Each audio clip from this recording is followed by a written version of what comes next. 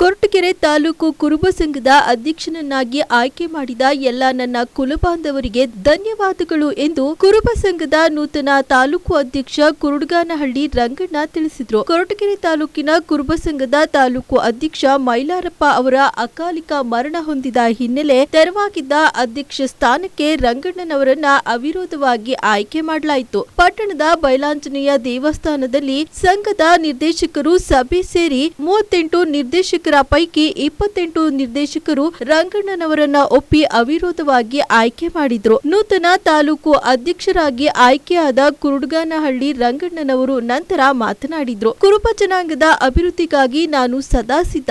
ಅಪೂರ್ಣವಾಗಿರುವ ಕನಕ ಭವನದ ಕಾಮಗಾರಿಯನ್ನ ಮತ್ತೆ ಪೂರ್ಣ ಮಾಡಲು ನಾನು ಪ್ರಾಮಾಣಿಕ ಪ್ರಯತ್ನ ಮಾಡ್ತೇನೆ ಎಂದು ಭರವಸೆ ನೀಡಿದ್ರು. ಕೊರಟಗೆರೆ ತಾಲೂಕು ಕುರುಬ ಸಮಾಜದ ಹಿಂದಿನ ಅಧ್ಯಕ್ಷರಾಗಿರ್ತಕ್ಕಂಥ ಶ್ರೀಯುತ ಮೈಲಾರಪ್ಪನವರು ಅಕಾಲಿಕ ಮರಣದಿಂದ ಆ ತೆರವಾಗಿರ್ತಕ್ಕಂಥ ಸ್ಥಾನವನ್ನು ಕುರುಡ್ಗಾನಹಳ್ಳಿ ರಂಗಣ್ಣನವರನ್ನು ನಮ್ಮ ಸಂಘದಲ್ಲಿ ಸುಮಾರು 47 ಸದಸ್ಯರಿದ್ದು ಅದರಲ್ಲಿ 6 ಜನ ಮರಣ ಹೊಂದಿರುತ್ತಾರೆ. ಉಳಿದಿರ್ತಕ್ಕಂಥ 39 ಸದಸ್ಯರು ಅದರಲ್ಲಿ ಕೆಲವರು ಹಾಜರಾಗಿಲ್ಲ. ಅದರಲ್ಲಿ 29 ಜನ ಸದಸ್ಯರು ಇಲ್ಲಿ ಆಗಮಿಸಿ ರಂಗಣ್ಣನವರ ರಾಜಕೀಯ ಸಮಾಜದ ಎಲ್ಲ ಅನುಭವಗಳಿಂದ ಹಿರಿಯರು ಎಂಬ ಇದರಿಂದ ಅವರಿಗೆ ನಾವು ಸರ್ವಾನುಮತದಿಂದ ಅವ್ರನ್ನ ನಮ್ಮ ತಾಲೂಕು ಕುರುಬರ ಸಂಘದ ಅಧ್ಯಕ್ಷರನ್ನಾಗಿ ಆಯ್ಕೆ ಮಾಡಿದ್ದೀವಿ. ಆಯ್ಕೆ ಮಾಡಿರ್ತಕ್ಕಂಥದ್ದು ಮುಖ್ಯ ಅಲ್ಲ, ಆ ನೆನೆಗುದಿಗೆ ಬಿದ್ದಿರ್ತಕ್ಕಂಥ ಕಾಮಗಾರಿಯನ್ನು ಏನಾದರೂ ಎತ್ಕೊಂಡು ಯಾವುದೋ MLA MP ಯಾವ ಪಕ್ಷ ಭೇದವನ್ನು ಮರೆತು ನಮ್ಮ ಸಮಾಜದ ಅಭಿವೃದ್ಧಿ ಕೆಲಸಗಳಿಗೆ ಅವರು ಕೈ ಜೋಡಿಸ್ತಾರೆ ಅಂತ ಹೇಳ್ಬಿಟ್ಟು, ಹಾಗೆ ನಮ್ಮ ಈ 29 ಸದಸ್ಯರು ಸುಮಾರು ದಿನಗಳಿಂದ ಸತತ ಪ್ರಯತ್ನದಿಂದ ಹೋರಾಡಿ ಇಂದು ಅವ್ರನ್ನ ಬಹುಮತದಿಂದ ಆಯ್ಕೆ ಮಾಡಿದ್ದೀವಿ. ಹಾಗೆ ಈ ನಮ್ಮ ನಿರ್ದೇಶಕರು ಹಾಗೂ ನಿರ್ದೇಶಕರ ಪರವಾಗಿ ಸುಮಾರು ಸಮಾಜದ ಬಂಧುಗಳು ಈ 3-4 ದಿನದಿಂದ ಭಾಳ ಶ್ರಮ ಪಟ್ಟಿದ್ದರಿಂದ ರಂಗಣ್ಣವರು ಅಧ್ಯಕ್ಷ ಆಗಕ್ಕೆ ಅವಕಾಶ ಆಯಿತು.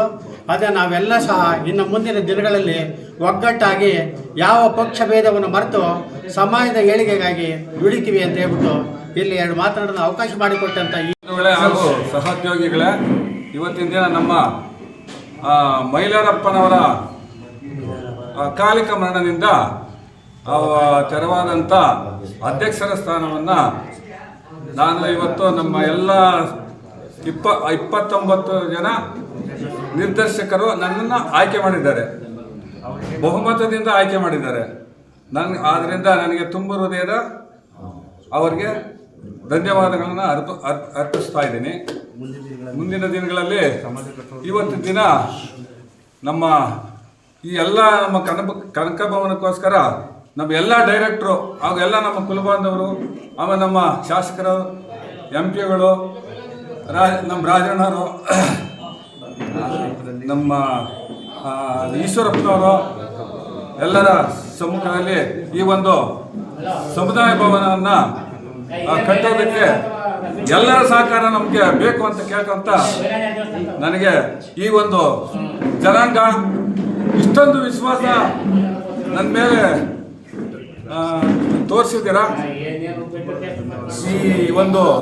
ಈ ಋಣ ನಾನು ಯಾವ ರೀತಿ ನಿಮಗೆ ಕೃತಜ್ಞತೆ ಹೇಳ್ಬೇಕು ಅಂತ ನನಗೆ ಗೊತ್ತಾಗಲ್ಲ.